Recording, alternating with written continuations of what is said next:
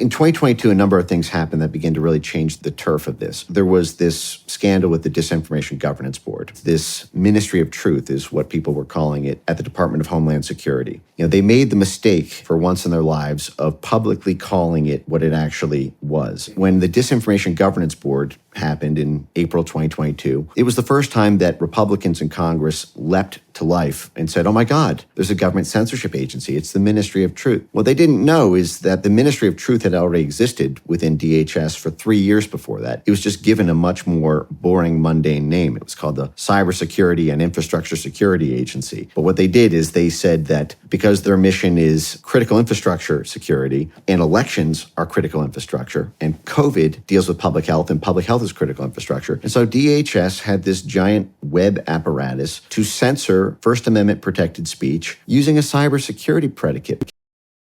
On the subject of censorship, since we're on with Elon, we know what's happening in Brazil. They blocked X. Now they've taken Starlink, to my understanding. Are we going to see any blowback if you and President Trump take office about all of the censorship that happened before? Yeah. Mark Zuckerberg just released that letter saying, oh, I fell to, victim to the FBI pressuring me to censor. Are we going to see any repercussions for people that censored? Yes, we're going to fire the people who censored. We're going to fire the people who were telling Mark Zuckerberg and all the other technology companies that they needed to censor. Fire the 50 intelligence operatives who said that the Hunter Biden laptop was Russian disinformation. A lot of those people still have security clearances. Strip every single one of those people of their security clearances. Fire every single person. You cannot lie, take your position of public trust and lie to the American people for political purposes. It's disgraceful and people have to suffer consequences for it. Now, the other thing is we've got to be willing to use American soft power to promote a free speech society.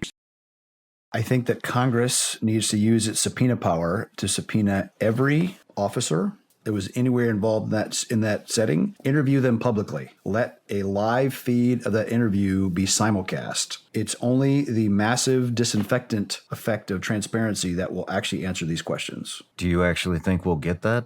But we just saw the Secret Service director get grilled by Congress. She didn't answer anything. She didn't answer anything. You've been in Congress several times. She ducked behind the FBI is investigating, the FBI is investigating. Who is investigating the FBI? Where has there been any information? They should be having a daily presser updating what this is. Was this a conspiracy higher up or not?